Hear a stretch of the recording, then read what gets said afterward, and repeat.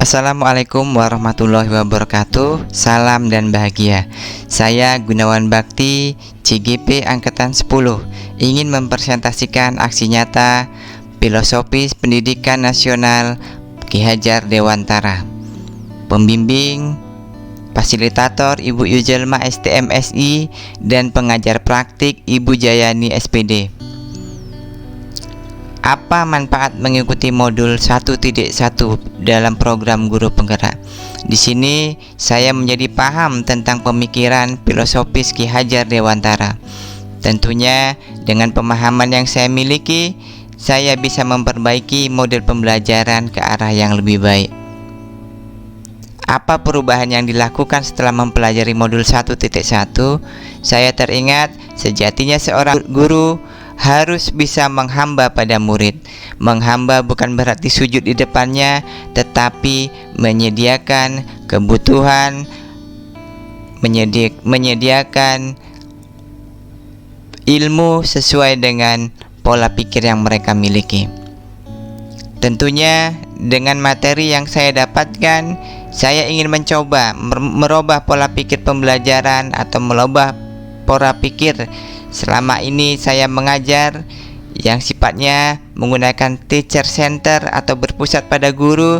Saya akan mencoba merubah menjadi student center. Artinya guru hanya sebagai fasilitator, dan yang diharapkan adalah dengan penerapan ini kita bisa menerapkan nilai-nilai aktif, kolaboratif, mandiri dan berani untuk siswa, sehingga siswa merasa menjadi siswa yang merdeka.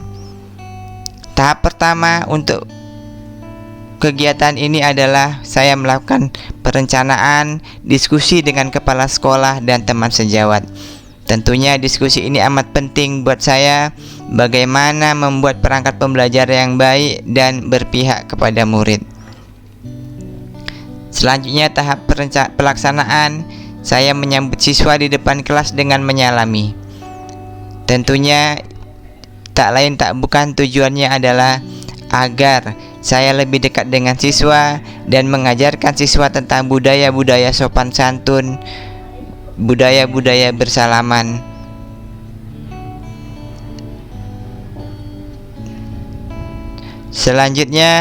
Tahap selanjutnya adalah memulai pembelajaran dengan berdoa. Selain berdoa, tentunya seperti biasa rutinitas adalah mengabsensi dengan menyebut nama satu persatu. Tujuannya adalah agar kita lebih mengenal kepada murid kita, lebih mengenal kepada siswa kita, baik perilaku maupun pola pikir siswa tersebut. Selanjutnya, kita ingat bahwa pendidikan adalah bermain. Jadi, untuk merefresh pikiran, saya mengadakan ice breaking agar menjadi nyaman dan santai. Selanjutnya, saya melakukan refleksi materi sebelumnya dan menyampaikan tujuan pembelajaran. Tentunya sebelum ini saya lakukan, saya coba melakukan tes asesmen diagnosis awal tentang bagaimana keadaan mereka dan bagaimana perasaan mereka saat ini. Selanjutnya, saya memanfaatkan handphone siswa untuk media pembelajaran. Di sini kami gunakan untuk melakukan berdiskusi, untuk mencari referensi, dan tidak jarang juga saya lakukan untuk memakai aplikasi-aplikasi pembelajaran agar lebih menyenangkan. Selanjutnya, saya memanfaatkan handphone ini sebagai alat media agar mereka bisa merekam sebagai vlog dan lain sebagainya. Karena pada dasarnya handphone adalah budaya saat ini. Ketika kita melarang anak ke sekolah membawa handphone, otomatis dengan kata lain kita membiarkan anak menggunakan handphone tanpa kontrol. Kita membiarkan anak menggunakan handphone dari segi-segi hal yang negatif.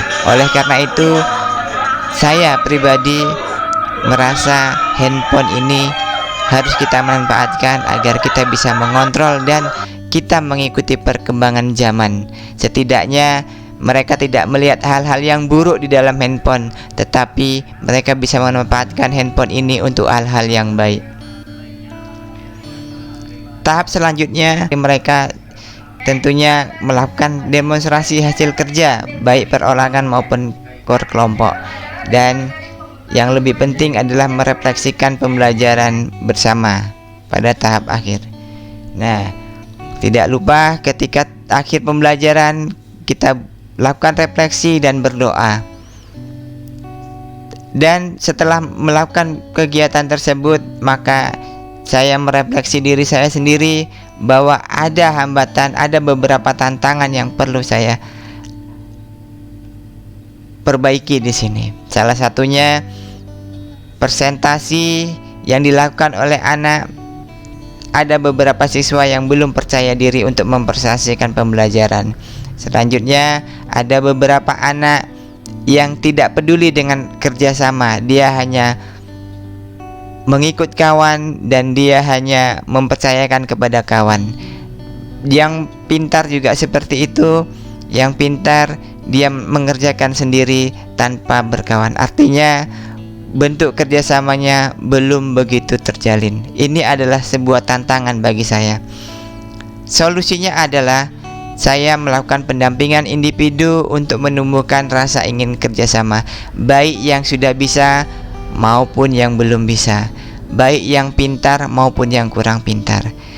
Untuk yang belum percaya diri, saya melatih siswa dan selalu melakukan kegiatan dengan berpresentasi, baik individu maupun kelompok, agar mereka nantinya siswa dapat berbicara dan mengemukakan pendapat di depan umum, baik saat presentasi maupun saat pembelajaran. Akhirnya saya teringat kata Bapak pendidikan kita, Ing Ngarso Sung Tolodo, Ing Madyo Mangun Karso, Tut Wuri Handayani. Di sini jelas bahwa kita seorang guru harus bisa menuntun, tentunya menuntun ke arah yang lebih baik. Ketika menggunakan yang perangkat yang salah, maka kita tuntun menjadi yang lebih baik. Menghamba bukan berarti menyembah, tapi menghamba adalah memberikan sesuatu yang terbaik pada murid, agar murid merasa merdeka dan agar murid bisa mencapai kebahagiaan setinggi-tingginya. Demikian dari saya, terima kasih. Salam dan bahagia. Assalamualaikum warahmatullahi wabarakatuh.